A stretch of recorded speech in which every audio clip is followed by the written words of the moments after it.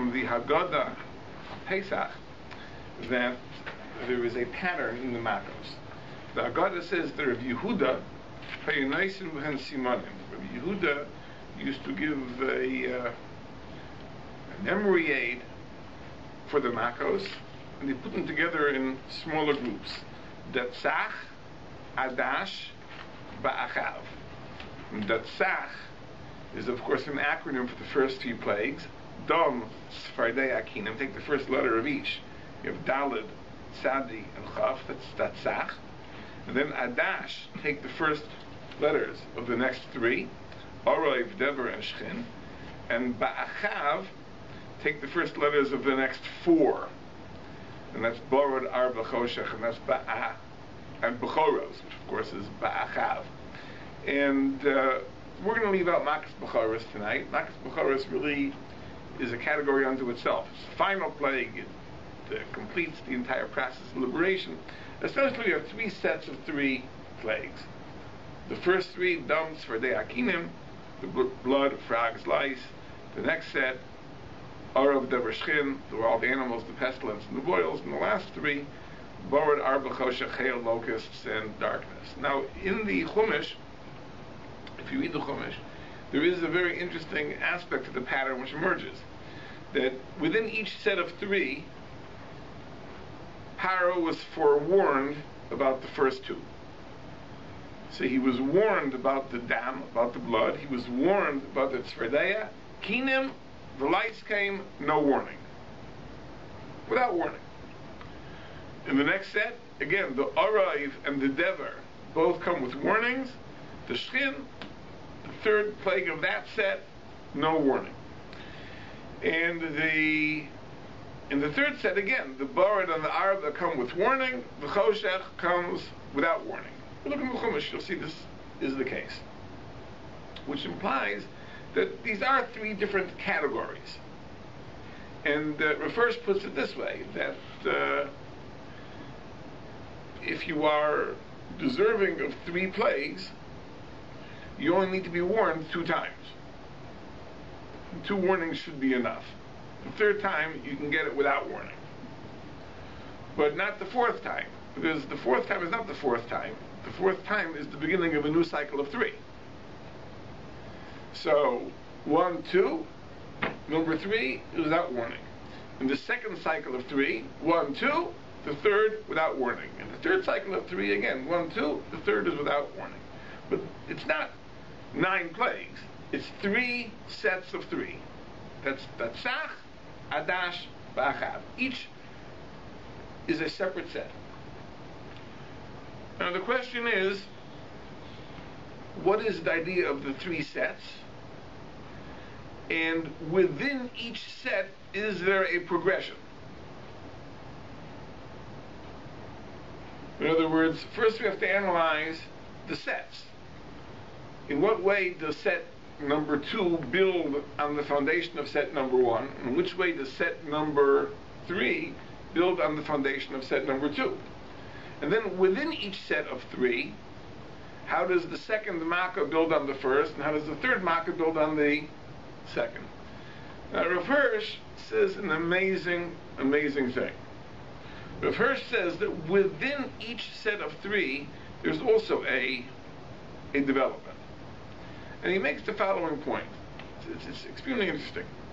As we know, if we go back to Parshas Lech Lecha, when HaKadosh Baruch Hu told Avram, foretold to Avram, at the covenant, that the Jews would be strangers in a strange land, and enslaved and tormented. So God told Avram 3 things. So Yedo Ateda, you should know, Ki ger yeh zarecha. Your children will be strangers, be'eretz lo lohem, in a foreign land. That's the first decree. That your children will be strangers. Being a stranger itself is very uncomfortable. Even not being enslaved, not being tortured. Being an alien, being a foreigner, is uncomfortable. It's stressful, it's painful. But that's not where it's going to end. Then it'll be va'avodim. Then you'll be enslaved. Takes it to a greater level of discomfort. ultimately it'll be torture. And we've said many times that if you study the story, the history of the Jews in Egypt, we see there was a progression. It was many, many years the Jews lived in Egypt as strangers before the enslavement began. From the time that Yaakov came down to Mitzrayim until the time of the Exodus was 210 years. But the enslavement only began 86 years before the end. Chazal have a Kabbalah that the enslavement began at the time that Miriam was born. And the calculation which Chazal follow is that if Moshe Rabbeinu was 80 at the time of the Exodus, and his older brother was 83, Aaron was 83, that the Chumash says explicitly. So if we assume that there was 3 years between Aaron and Moshe, probably there was 3 years between Miriam and Aaron. And therefore, Miriam was 86. And Chazal have a Kabbalah, that's when the enslavement began. So the Jews were in Egypt for many, many years. For 124 years before the enslavement began. That was a period of Galus. There were foreigners. There were foreigners who lived in a strange land, a strange culture, strange things to eat, strange people, unusual climate, unusual living conditions. That itself is a terrible affliction, to be a stranger, to be an alien. Then, of course, the enslavement began. 86 years of enslavement. Avodim, they were enslaved. But it's not yet the level of torture. Closer to the end, it already reached the level of torture. When Paro withdrew the straw, for example, that already raises enslavement to the level of torture. So we have 3 gezeves, 3 decrees that were imposed on the Jewish people incrementally. Being strangers, being enslaved, and being tortured. Now there are other forms of torture too. I mean, this is just an example of torture. The drowning of the babies, the Ramban says, was even more than torture. That's already genocide, and therefore, for that, the Paro received a special punishment. That goes even beyond the torture. It's more than torture. But in any case, these are the 3 levels. So Rosh says like this, that the Makos were meant to be a rebuke to Paro. A rebuke to Paro. And therefore, within each set of Makkahs, the first Makkah is to rebuke Paro and the Egyptians for having held on to the Jews as strangers. The second Makkah is a rebuke for having held on to them as slaves. And the third Makkah is a rebuke for having held on to them in a way that would be considered torture. So first says, let's think about this for a minute. If you really want to rebuke the Egyptians, what do you really want to do? You want to give them a taste of their own medicine, right? You want to give them the opportunity to feel what it's like to be a stranger, what it's like to be a slave, and what it's like to be tortured. Well, let's define that. What does it mean to be a stranger? Well, what does it mean to be at home? Right? Well, when you're at home, you're comfortable. Everything is familiar, everything is relaxing, etc. I mean, when you're in your own house, right? You know where everything is, it's comfortable, right? You're in someone else's house, you don't know where this is, where that is, where is a milchik spoon, where's a fleischig spoon, you don't know where anything is, right? You don't know where the bathroom is. In other words, it's just, you're disoriented because you're a stranger, you're not in your own place. To be a slave is something else. See, a master feels a certain superiority over his slaves. A slave feels a sense of inferiority in relation to his master. It's not just that it's uncomfortable. It's not just that you're disoriented. In other words, you feel dominated. You feel controlled. There's someone who's a master over you. Torture, of course, requires no definition. Torture is physical affliction. So verses like this. Let's talk about the first mark of each set, blood. the river, the Nile, turned to blood. The Nile was the source of Egyptian security. Everything came from the Nile. All the irrigation, all the nourishment, ultimately derived from the Nile. When you are cut off from your source of sustenance, you're disoriented, you're a stranger. In other words, this is not the Egypt that the Egyptians were accustomed to. This isn't the Egypt that they grew up in. The Egypt in which they grew up in had a reliable Nile, a reliable river. It provided for them, supplied them, it hydrated them. Now, something which is very fundamental to the essence of what Egypt is being pulled out from under their feet. So, how did the Egyptians feel? Right? Something which was such a basic part of their land. Something which they taken for granted for centuries. Now is corrupted, now is ruined. It's not their land anymore, it's not Egypt. This is not what Egypt was meant to be. This is not the way it ever was. So this is a taste of what it is like to be a stranger. You go to Arayv, right? Wild animals. What does it mean? It's the same idea. You know, animals live in the jungle. Human beings live in the clearing. Right?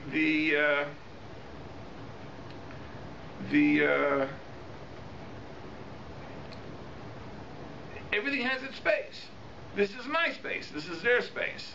They don't infringe on my territory because this is mine. Right? When the wild animals invade, what really is happening? What really is happening is that the space that was meant for human habitation now is being taken over by animals. It's not my space anymore. It's not my space. Imagine if you'd have a dozen uninvited guests who would take over your house. You would feel it's not your house anymore. Right now it's their house. So again, you feel as a stranger in your own house. Barad is the same. The Hayel says at first is the same thing. The Hayel also, one thing that you count on is the weather. In other words, if you live in California, so you count on temperate weather.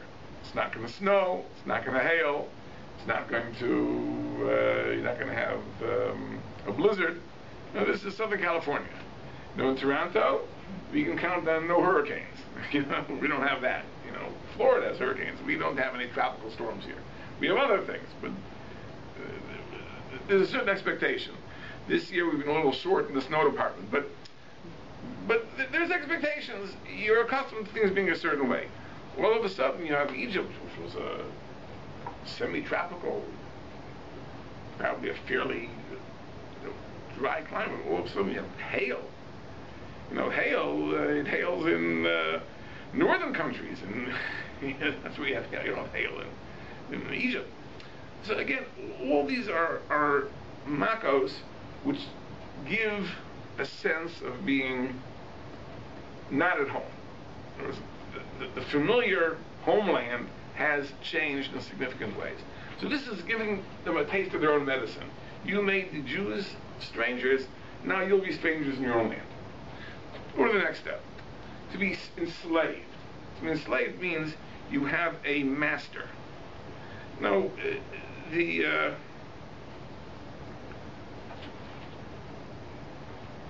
frogs.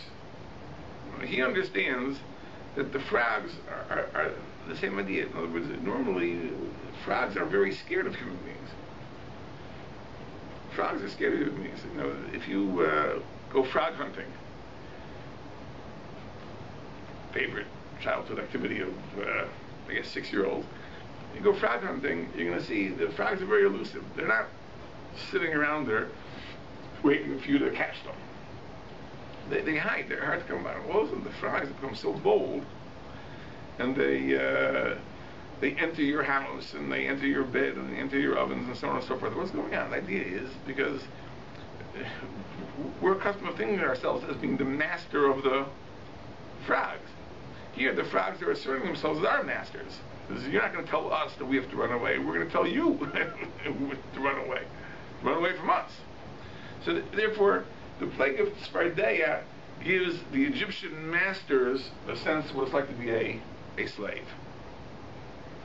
And first it says that the Makkah of Oroiv, of Dever rather, which is the second Makkah of the second set, is the same thing. In other words, what is the Egyptian source of power, of wealth? Their livestock. Okay? Their livestock are their servants. The beasts of burden, the cattle, the camels, the donkeys. These are their slaves. But that's what the Dever takes away. The Dever takes away their slaves, their animal slaves. So that, in a way, relates to the idea of avodim. The arba, the locust as well. The invasion of the locusts means that instead of the insects being enslaved to man, man now becomes a slave to the insects. And the third set of makos, the lice, the boils, the darkness, this is already torture. And that needs no explanation. You can use your imagination and see that. And therefore, it says at first that within each set of makos, we have the Egyptians first being given a taste of what it means to be a stranger, then what it means to be enslaved, and then what it means to be tortured. That's a very, very interesting observation the first makes. We're not going to elaborate on that.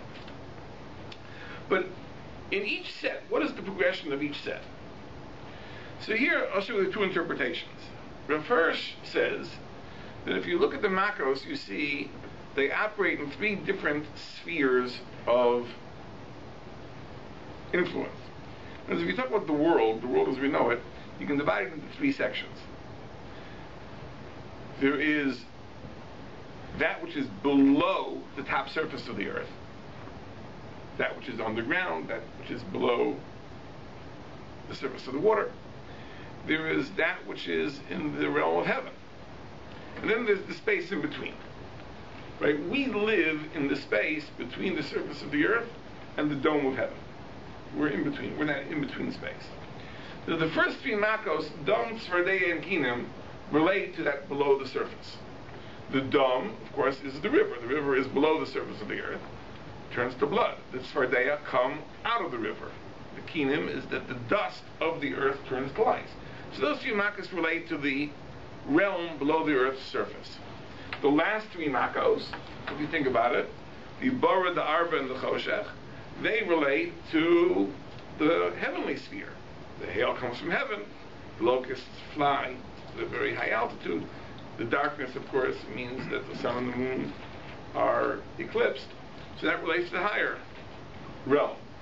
The middle makos take place in the middle realm. This is where the animals travel, this is where the animals die, and this is where the human beings suffer their boils. So first says we have a progression here. The first makos start in the lower realm, the next set is in the middle realm, the third set is in the upper realm. That's very interesting. It's a pattern. What the ultimate significance of that pattern is hard to know, but this is the Rav Hirsch's approach. The Abarbanel makes an observation on the Psukim, and he points out something else. He says, if you look at the first makkah of each set, the Dom, which is the first makkah of the first set, and Oroi, which is the first makkah of the second set, and Borod, which is the first makkah of the third set, and you look at the warnings that God gave, it's different warnings. The first warning, the warning before blood, HaKadosh Baruch Hu tells Moshe to tell Paro that I'm going to bring this plague, and you will know Ki Ani Hashem, that I am Hashem. So the first makkah, by extension the first set, is to impress upon Paro the idea that Ani Hashem, I am Hashem. If you look at the makkah of Oroi, there it says that Paro will know Ki Ani Hashem B'Karev Ha'aretz. I am Hashem in the midst of the land. In the midst of the land. And before the makkah of Borod, which is the first makkah of the third set, Hashem tells Moshe to tell Paro that you'll know Ki ein kamoni b'chol ha'aretz. There is no being like me in the world. So these expressions are peculiar. First, God says, Paro will know that I am God. Then he says, he will know I am God in the midst of the earth. And then he says, he will know that I am God, that no one is like me. Now the Ramban already points out the difference of these expressions. The Ramban says like this, that there are three basic beliefs we have about God. Three basic beliefs. One is that God exists. Now, what does it mean God exists? We have a very, very precise definition of God. Right? Many people believe in God, but they may have different definitions. But if you believe, for example, that God is light, God is love, God is energy, you may think you're a believer in God, but we would call you an atheist. Right? Well, what is the precise definition of God? God is the source of all existence. God is the creator of all things. That is our definition of God. To believe in God means to believe in a being who is the source of all existence. So that's the most basic principle. That idea, and we see this many times, that God is the source of all things, is the very meaning of the name of Hashem, of Yud-Kei Vav-Kei. We've said over many times that the name Yud-Kei Vav-Kei is related to the verb to be mehaveh, which means to bring into existence. So Yud-Kei Vav-Kei, derived from the verb to be mehaveh, implies the idea that God is the source of all existence. God is the source of all things. So when Hashem says, Ani Hashem, what he is saying is, I am the being who is the source of all existence. That's what it means, Ani Hashem. What does it mean to say, Ani Hashem b'kerev haaretz? I am Hashem in the midst of the land, means that I am engaged in the earth. I am involved in the earth. I am not removed from the earth. This is the idea of divine providence. This is our second belief. Not just that God is the creator and the source of all existence, but he is the manager of all existence. He controls all existence. He has not removed himself. He has not retired. He hasn't cut himself off. He is actively engaged. He manages and micromanages every aspect of the world. That's what it means to be a kerev haaretz. Right? He's not removed to the highest heaven, where he is disengaged and uninvolved in the affairs of this earth. He is Hashem b'kerev haaretz. He is here, he is involved, he knows, he handles, he controls. That's the second belief. Divine providence. Not just that God is the creator, right? But God is the one who controls and manages the world. Now there's another belief which goes beyond that, which is the idea of divine omnipotence. Omnipotence. That means that there is no being like God. There are many powerful beings in the world, but there is nothing like God, because God is the more powerful than anything else. And therefore, by definition, there is nothing which is his equivalent. That's the third idea. Ein kamoni b'chol haaretz. So the Ramban already points out that these three verses, God is telling Moshe that Paro is going to be instructed in these three basic beliefs about God. Paro will know Ani Hashem, which means that there is a creator. He will know that Ani Hashem b'kerev haaretz, I am Hashem in the midst of the land, that God exercises control and providence over earth. And finally, the Ein kamoni b'chol haaretz, that God is absolutely omnipotent. Now this, the Ramban already observes, but the Abarbanel attaches this to the patterns of makas. He says that the first set of makas, the tzach, dams for deakinim, blood, frogs, and lice, are to impress upon Paro the idea that there is a creator. The next set of makas takes it to a higher level. Not only is there a creator, but God exercises providence. The last three makas take it to the highest level, that show that God is omnipotent. Now the Abarbanel, if I understand them correctly, seems to understand that it's not that each idea is conveyed by three. It's cumulative. The first three are enough to teach you that there is a creator. The first six together teach you that God is the controller of the world, that he exercises providence. And the 9 together take it to the level of God's omnipotence. Because how so? A makkah itself is pretty dazzling. Even the first three makkahs, which weren't the most amazing of them, that's a pretty powerful lesson. After those three makkahs, Paro should get the message already that there is a God. If God was not the creator of all things, he would not be able to perform such miracles. But the idea of providence requires something more. The idea of providence means that God micromanages. And the first three makos, says the RabbiEliezer, are interesting in that these are makos which do not tend to spread. They aren't contagious, if you will. They don't spread. The next three are makos which, by their very nature, tend to spread very fast. Alright, wild animals on the stampede cover a lot of territory.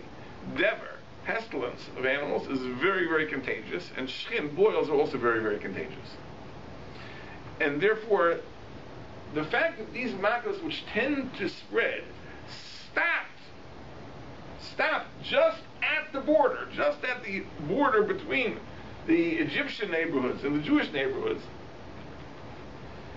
that shows something extra. Not just that there is a God who is the creator, but there's a God who controls and who micro-controls.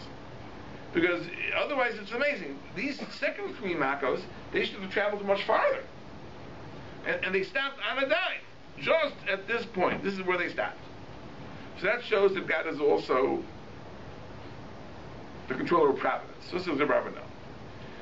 When you get to the third set of makos, we find something which is amazing, which is that God's makos cover the entire realm of existence, from the subterranean realm to the middle space, so to speak, the in-between space, and the heavenly realm. That is a demonstration of God's omnipotence. He is in control of all things. And therefore, after the first three makos, Paro could be expected to learn that there is a creator. After the next three, Paro could be expected to learn that that creator exercises providence.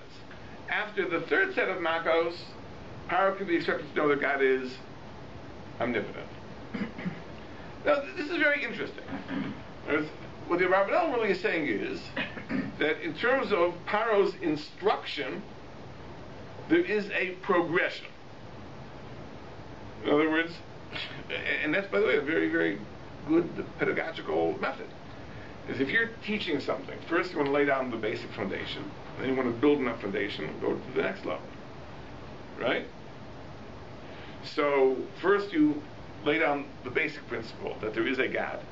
Then you lay down the next level, that not only does God exist, not only is there a creator, he's also the manager of the world, the controller of the world. Not only that, but he's omnipotent to boot. That's a very, very good pedagogical thing. But if we understand that the makos are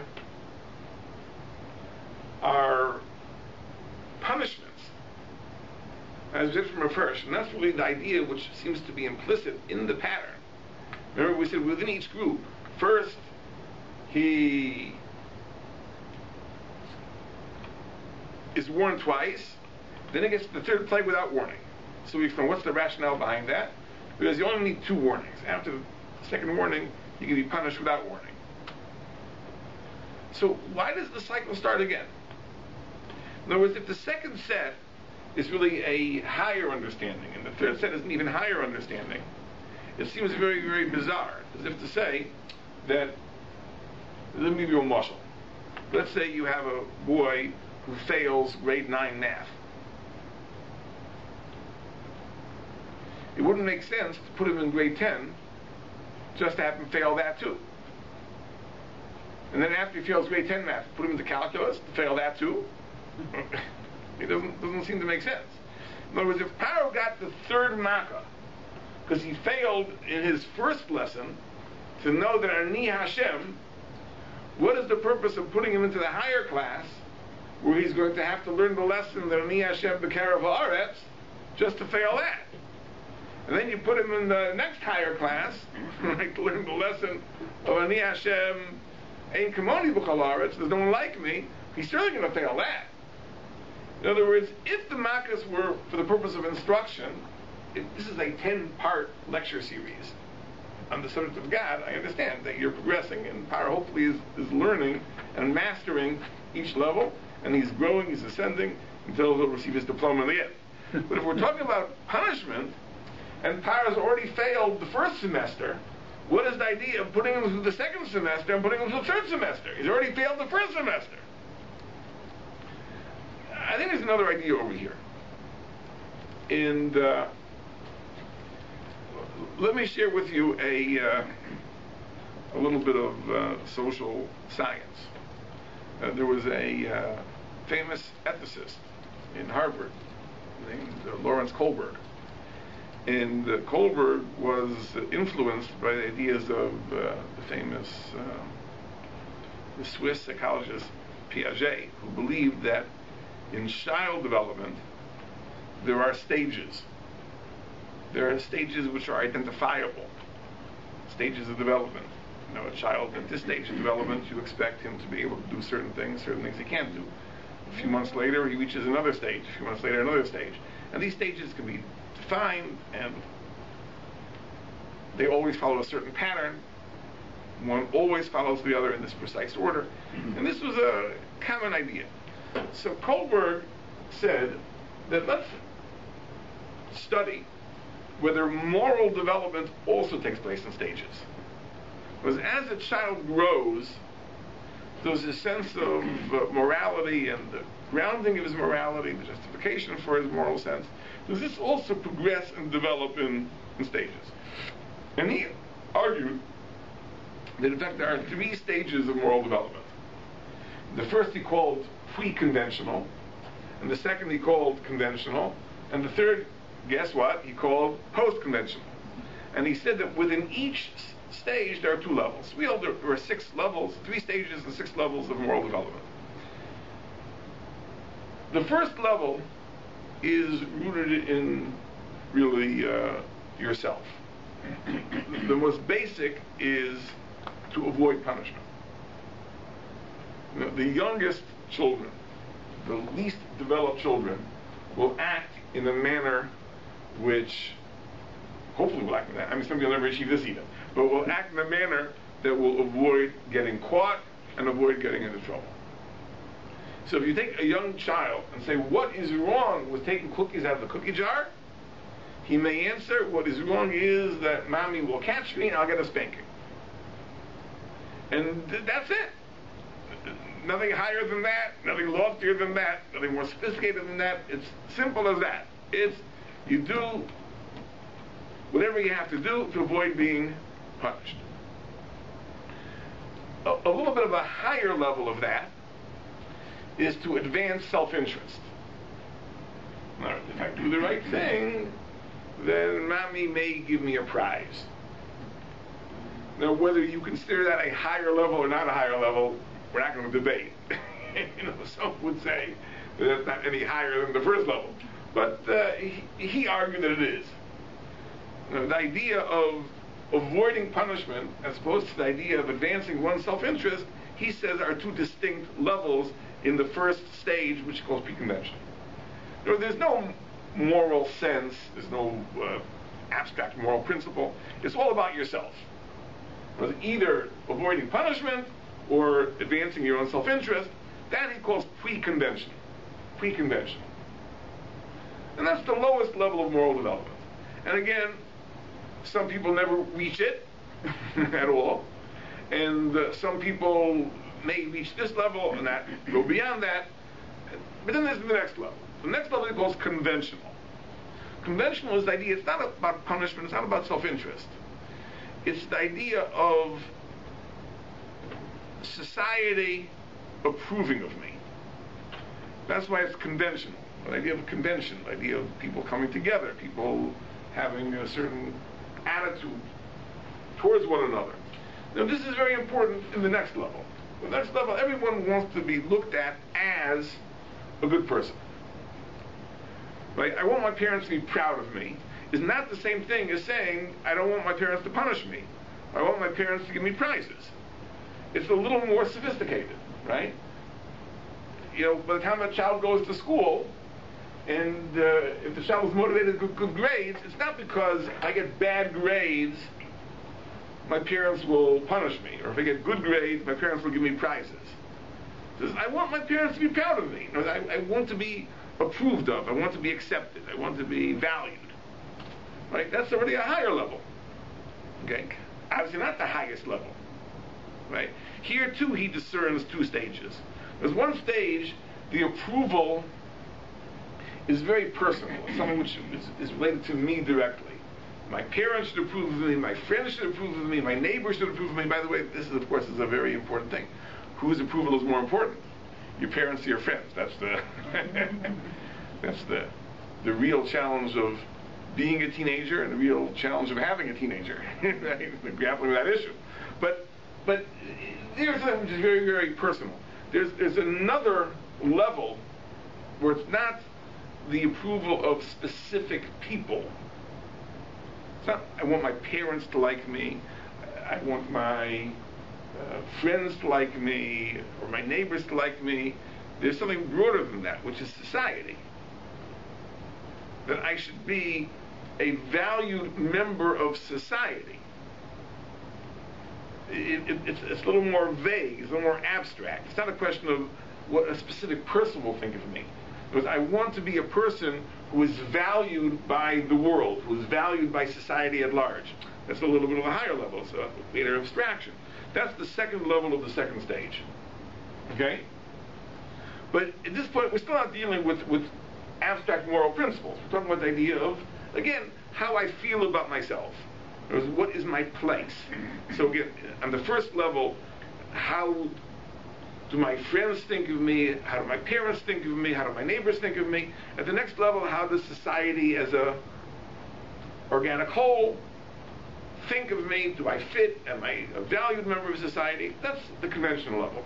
The post-conventional level, already, the person begins to think in terms of moral principle. And here there are two levels. First is the level of social contract, which is the level that in a society there are commitments that we make to one another by which we should live.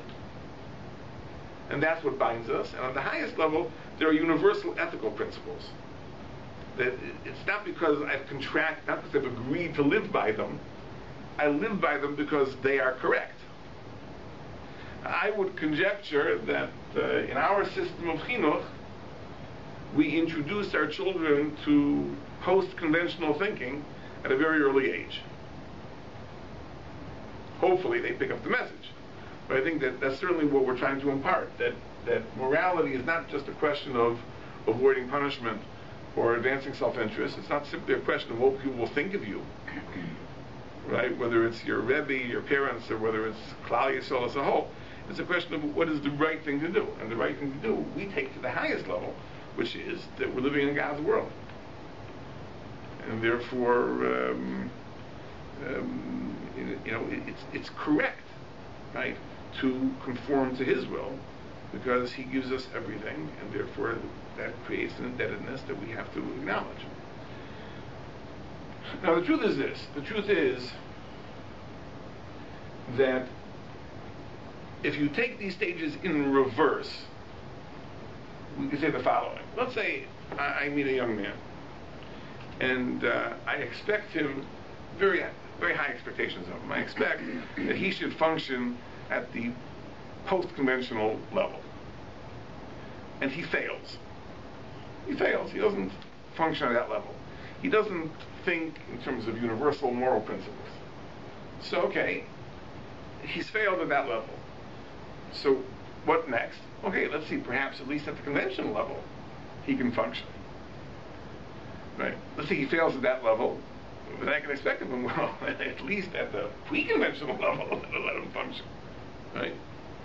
Now, the irony is this. The irony is that when we talk about these stages, the pre-conventional, the conventional, and the post-conventional, in relation to the Ribono Shel Olam, they also correspond to our three basic beliefs about God. But in reverse. The belief in God's omnipotence, if we manage to absorb that lesson, we should certainly function on the pre-conventional level. Think about it for a moment, right? If God is all-powerful, you'd have to be a fool to think you can get away with it. And whatever you're thinking of doing, so even if you're on that lowest level, pre-conventional morality, where all you think about is avoiding punishment, it's okay. If you're dealing with a human being, a boss of a dam, flesh and blood, you think you can get away with it. Well, you think you can get away with it with the Ribono Shel Olam. If you reflect for a moment on God's omnipotence, right, then you'll understand that you have to function at least at that level of morality. To function on the conventional level vis-a-vis God, it isn't necessary that God should be omnipotent, but it is necessary that God be the mashgiach, that he should be engaged, he should be b'kerev haaretz, that he notices, he's involved. In other words, if the question is, do I live up to God's expectations? What do you mean, do I live up to God's expectations? Does he know what I'm doing? Does he care what I'm doing? Does he see what I'm doing? Right? Until you reflect on the idea of Ani Hashem b'kerev haaretz, you can't function on the conventional level, because you can't say, I'm going to act a certain way because I'm living up to God's expectations, he'll approve of me, he'll accept me. What difference does it make? He's not involved, he's not engaged, doesn't know, doesn't care. But to live on the highest moral principle, ironically, you only need that first belief that there is a God. Because on the highest level, it's not a question of gaining God's approval, it's not a question of avoiding his punishment. It's a consequence of the mere fact that God is the creator. This is his world. Right? He is the source of my own existence. That creates a certain obligation that I have to him. And therefore, on that level, I can function as a person who lives by abstract moral principles simply by acknowledging the fact that there is a God. So now I think we can understand the whole pattern of the makas this way. The first three makas are to impress upon Paro that there is a God. At that level, right, Hashem should say, if Paro would have learned this lesson, if he could learn this lesson, then Paro could be expected to function on the post-conventional, on the highest moral level. On the highest moral level. Because if you really believe that God is the creator of all things, then there should be a sense that I have certain moral obligations that I live up to. A person should understand that you can't receive and not pay back. You can't be the recipient of the gift of life and not acknowledge your benefactor. And therefore, if the purpose of the makas of the tzach, of the first set, are to impress upon Paro that Hashem is the creator of the universe, if Paro would be at that level of moral development, that he functions on the post-conventional level, then that should be enough. Paro should get the message at that point. But Paro was not at that level. He fails the course. So Kodesh Baruch Hu says, okay, we can't expect Paro to function on the post-conventional level. Let's see if he can function on the conventional level. So Hashem says at that point, okay, well, what does Paro need to know about me to be able to function on the conventional level? He needs to know that I'm engaged, I'm involved, that I notice, I can approve and disapprove. So therefore Kodesh Baruch Hu says, I'm going to send a second set of makos, right, which are designed to impress that upon Paro. If Paro is a person who's developed morally to the point that he can function on the conventional level, as soon as he knows that Ani Hashem b'kerev haaretz, I am Hashem in the midst of the earth, Paro will comply. Paro will do the right thing. So Kodesh Baruch Hu sends the second set of makas, which is Adash. The function of Adash, as we said, is to impress upon Paro the idea of divine providence. Paro again fails the test, doesn't send the Jews out. So Kodesh Baruch Hu then says, okay, listen. So Paro apparently is not on the level of development where he exercises morality in the post-conventional sense or the conventional sense. Let's start with the pre-conventional sense. Can Paro just act in his own self-interest? So for that we have to impress upon Paro the idea of God's omnipotence, that you can't escape God.